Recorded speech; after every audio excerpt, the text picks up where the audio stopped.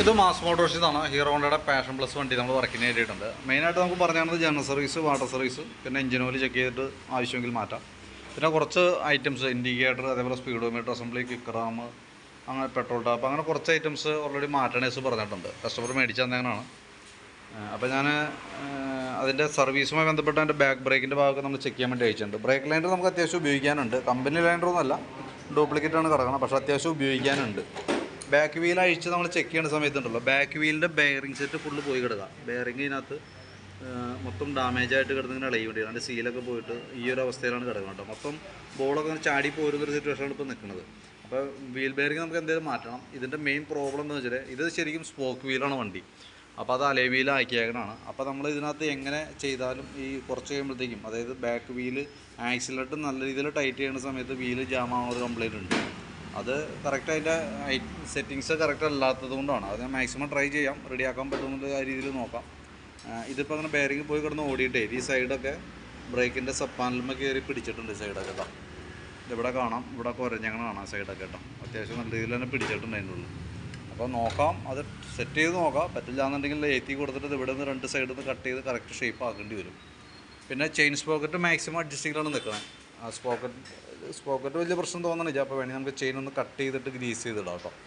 പിന്നെ air filter നല്ല ഫിൽറ്ററാണ്, കുഴപ്പമൊന്നുമില്ല. ജസ്റ്റ് ഒന്ന് ക്ലീൻ ചെയ്തിടാം. ശരിക്കും അതിൻ്റെ കാർബറേറ്ററും കൂടി ഒന്ന് അഴിച്ച് ക്ലീൻ ചെയ്യേണ്ടതാണ്. പക്ഷേ ഇപ്പോഴത്തെ ഒരു സിറ്റുവേഷനിൽ കാർബറേറ്റർ അഴിക്കാതിരിക്കുന്നതാണ് ബുദ്ധി. കാരണം എന്ന് വെച്ചാൽ E20 പെട്രോളാണ് ഇപ്പോൾ നമ്മൾ ഉപയോഗിക്കുക. അപ്പോൾ അതിൻ്റെ കാർബറേറ്ററിൻ്റെ അടിഭാഗമൊക്കെ ദ്രവിച്ചൊരവസ്ഥയിലായിരിക്കും. അഴിച്ച് ക്ലീൻ ചെയ്ത് റീസെറ്റ് ചെയ്യുന്ന സമയത്ത് സ്വാഭാവികമായിട്ടും പെട്രോൾ ഓവർഫ്ലോ വരാനുള്ള സാധ്യതയുണ്ട്. കാരണം വണ്ടി എടുക്കുമ്പോൾ ചെറിയൊരു മിസ്സിങ്ങിൻ്റെ പ്രശ്നമൊക്കെ ഉണ്ട്. അപ്പോൾ കാർബറേറ്റർ അഴിക്കേണ്ടത് അത്യാവശ്യമാണ്. പക്ഷേ ഇങ്ങനെ ഒരു സിറ്റുവേഷൻ ഉള്ളത് കൊണ്ട് അത് അവോയ്ഡ് ചെയ്ത് വിടാം, അഡ്ജസ്റ്റ് ചെയ്ത് ഉപയോഗിക്കാം. പിന്നീട് നമുക്കത് കാർബറേറ്റർ ഒരു രക്ഷയില്ലാത്തൊരു കണ്ടീഷൻ വരുമ്പോൾ അഴിക്കുക, കംപ്ലയിൻറ്റ് വന്നാൽ മാറ്റാൻ കണക്കാക്കിയിട്ട് വേണം അഴിക്കാനായിട്ട്. അതൊരു മേജർ കംപ്ലയിൻ്റാണ്. ഇപ്പോൾ ഒട്ടുമിക്ക വണ്ടികൾക്കും ഉണ്ട്. ഈ പെട്രോൾ ഉപയോഗിക്കുമ്പോൾ അതിൻ്റെ അടിഭാഗം ജെറ്റ് നീഡിൽ വന്നൊക്കെ ഭാഗം ദ്രവിച്ച പോലെ ഇരിക്കും. അപ്പോൾ നമ്മൾ ക്ലീൻ ചെയ്ത് റീസെറ്റ് ചെയ്യുമ്പോൾ ആ ഫ്ലോട്ട് വാൽവ് കൃത്യമായിട്ട് അടയാത്തൊരു സിറ്റുവേഷൻ വരും, ഓവർഫ്ലോ വരും. അങ്ങനെയാണ് മാറ്റേണ്ടി വരുന്നത് കേട്ടോ. അപ്പോൾ ജസ്റ്റ് ഞാൻ കണ്ടപ്പോൾ പറഞ്ഞെന്നുള്ളൂ. വണ്ടി എടുത്ത് സ്റ്റാർട്ട് ചെയ്ത് ഓടിക്കുമ്പോൾ നമുക്ക് അതിനൊരു കംപ്ലീറ്റ് ഫീൽ ചെയ്യുന്നുണ്ട്.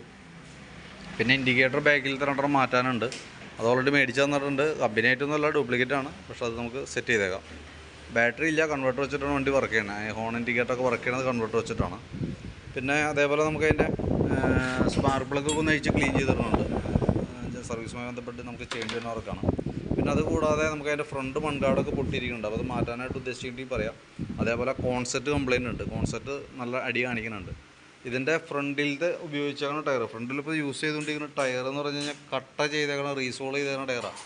ആ ടയർ യൂസ് ചെയ്യുമ്പോൾ പ്രത്യേകിച്ച് കോൺസെറ്റ് മാറ്റിയിട്ടും പ്രത്യേകിച്ച് കാര്യമൊന്നുമില്ല. കാരണം എന്ന് വെച്ചാൽ അത് നമുക്ക് ഓടിക്കുമ്പോൾ അറിയാം, നല്ല ഗട്ടറുള്ള വഴിക്കൊക്കെ പോകണമെന്നുണ്ടെങ്കിൽ ഈ റീസോൾ ചെയ്തുന്ന ടയർ ആയതുകൊണ്ട് തന്നെ വണ്ടിക്ക് ചാട്ടം കൂടുതലായിരിക്കും. താരതമ്യേന ചെറിയ ബെയറിങ് നമുക്ക് ഇതിന് വരാം. പാഷൻ പ്രോ മോഡലൊക്കെ ആണെങ്കിൽ കുറച്ചും കൂടി ഹെവി കോൺസെറ്റ് വരും. കോൺസെറ്റൊക്കെ വലിപ്പം കൂടുതലാണ്, ബോൾ വലിപ്പം കൂടുതലാണ്. അപ്പോൾ കുറച്ചും കൂടി ലോഡ് എടുക്കും. ഇത് ചെറിയ മോഡലായതുകൊണ്ട് തന്നെ ഇപ്പോൾ നമ്മൾ തൽക്കാലം സെറ്റ് ചെയ്യുമ്പോൾ റെഡി ആവുമെങ്കിലും കുറേ കഴിയുമ്പോഴത്തേക്ക് അത് ലൂസാവുന്നൊരു പ്രശ്നം കാണിക്കും. അപ്പോൾ അത് നോക്കിയിട്ട് പറയാം. ചെയ്യാനായിട്ട് ഉദ്ദേശിക്കുന്നുണ്ടെങ്കിൽ പറയണം, അതനുസരിച്ച് നമുക്കൊരു എസ്റ്റിമേറ്റ് പ്രിപ്പയർ ചെയ്യാം. അതിൻ്റെ ഡീറ്റെയിൽസ് വാട്സപ്പിൽ തരാം. പിന്നെ ഫ്രണ്ട് മൺകാട് പൊട്ടി കിടക്കുന്നുണ്ട്, ഈ സൈഡൊക്കെ പൊട്ടിയിരിക്കുന്നുണ്ട്. അപ്പോൾ അതെന്തെങ്കിലും ചെയ്യണമെങ്കിൽ പറയണം. റൈറ്റ് സൈഡിൽ മിറർ പൊട്ടിപ്പോയിട്ടുണ്ട്, അത് ചെയ്യണമെങ്കിൽ പറയണം. പിന്നെ സ്പീഡോമീറ്റർ ഓൾറെഡി മീറ്റർ അസംബ്ലി തന്നിട്ടുണ്ട്. പക്ഷേ നമുക്ക് അതിൻ്റെ മീറ്റർ കേബിൾ വേണം. അതേപോലെ തന്നെ ക്രൗണ് പിൻ സെറ്റൊക്കെ മാറ്റിയിട്ട് വേണം നമുക്കത് വർക്കിംഗ് ആക്കാനായിട്ട്. പിന്നെ അതേപോലെ ഫ്രണ്ടിലത്തെ ബ്രേക്ക് കേബിൾ ഇവിടെ ഔട്ടറൊക്കെ പൊട്ടിയിരിക്കണം. അപ്പോൾ ഫ്രണ്ട് ബ്രേക്ക് കേബിളൊക്കെ മാറ്റേണ്ടതായിട്ടുണ്ട്.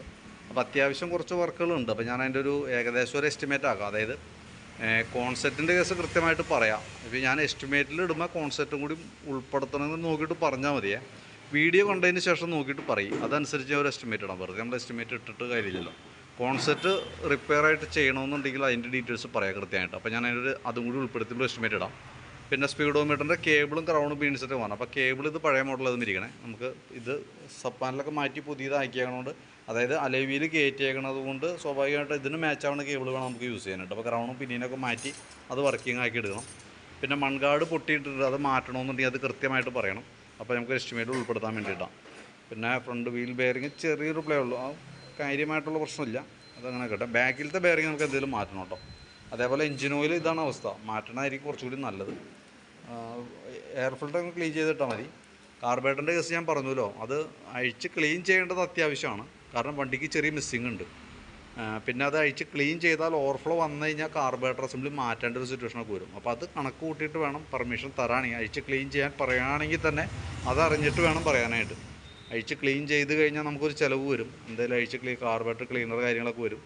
അതൊക്കെ റെഡിയാക്കിയതിന് ശേഷം വീണ്ടും റിപ്പീറ്റ് പെട്രോൾ ഓവർഫ്ലോൻ്റെ കംപ്ലയിൻറ്റ് വന്നാൽ, ഇപ്പോൾ നിലവിലില്ല പ്രശ്നം, ഓവർഫ്ലോ ഇല്ല. പക്ഷേ ക്ലീൻ ചെയ്ത് കഴിയുമ്പോൾ ഈ പറഞ്ഞ അതിൻ്റെ ഉള്ളിലത്തെ സിറ്റുവേഷൻ എങ്ങനെയാണെന്ന് നമുക്കറിയില്ല, അഴിക്കുമ്പോൾ അറിയാൻ പറ്റുള്ളൂ. അഴിച്ച് റീസെറ്റ് ആക്കുമ്പോൾ ചിലപ്പോൾ അത് സീറ്റിംഗ് ആവില്ല, അപ്പോൾ ഓവർഫ്ലോ വരും. അപ്പോൾ അത് അങ്ങനെ വന്നാൽ കാർബറേറ്റർ മാറ്റേണ്ടി വരും. അപ്പോൾ അതും കൂടി മനസ്സിൽ കണക്ക് കൂട്ടിയിട്ട് വേണം പെർമിഷൻ തരാണെങ്കിൽ തരാനായിട്ട് കേട്ടോ.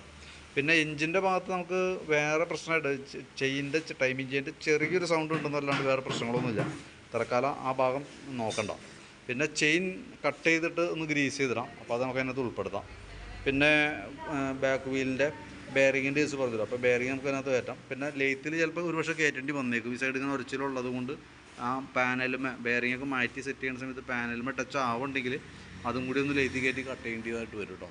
ലെയ്ത്തി കയറ്റി കട്ട് ചെയ്യേണ്ടി വന്നാൽ ടയറൊക്കെ മുമ്പേന്ന് അഴിച്ചിട്ട് വേണം ലെയ്ത്തി കൊടുക്കാം. അപ്പോൾ ലെയ്ത്തിൽ എമൗണ്ട് വരും, ടയർ റീസെറ്റ് ചെയ്യണതിൻ്റെ പൈസ വരും, അതൊക്കെ ഒന്ന് കണക്ക് കൂട്ടിയേക്കാം. പിന്നെ ഇൻഡിക്കേറ്റർ പിടിപ്പിക്കുന്ന കേസാണ്. അതേപോലെ മിറർ വെക്കണമെങ്കിൽ അതും പറയണം കേട്ടോ. മിറർ വെക്കണമെങ്കിൽ അപ്പോൾ അതിൻ്റെ ഡീറ്റെയിൽസ് വീഡിയോ ഒന്ന് കണ്ടതിന് ശേഷം നോക്കിയിട്ടൊന്ന് പറയും, റിപ്ലൈ ഇട്. അതനുസരിച്ചിട്ട് ഞാനൊരു എസ്റ്റിമേറ്റ് പ്രിപ്പയർ ചെയ്യാം, അതിൻ്റെ ഡീറ്റെയിൽസ് വാട്സാപ്പിൽ തരാം കേട്ടോ. അപ്പോൾ നമുക്ക് അങ്ങനെ ചെയ്യണം നല്ലത്, അല്ലാണ്ട് വെറുതെ ബൾക്കായിട്ടൊരു എസ്റ്റിമേറ്റ് ഇട്ടിട്ട് പിന്നെ അത് അങ്ങനെ ചെയ്യണതിൽ വലിയ കഥയൊന്നുമില്ല. പിന്നെ അതിനകത്ത് തന്നേക്കണത് പെട്രോൾ ടാപ്പ് ഇതിൻ്റെ അല്ല, നമ്മളെ പാഷൻ പ്ലസിന് വന്ന മോഡൽ ടാപ്പല്ല അതിന് തന്നേക്കണേ. അത് നമുക്ക് സെറ്റ് ചെയ്യാനായിട്ട് പറ്റില്ല കേട്ടോ, സെറ്റ് ചെയ്യാൻ സൂട്ടാവണ മോഡലല്ല, അത് മാറ്റി മേടിച്ചോ, കാരണം എന്തായാലും ഇതിനത് സൂട്ടബിളല്ല. അപ്പോൾ വീഡിയോ കണ്ടുകഴിയുമ്പോൾ ഒന്ന് റിപ്ലൈ ചെയ്യണം കേട്ടോ, അതനുസരിച്ചിട്ട് ഞാൻ എസ്റ്റിമേറ്റ് ഇടാം.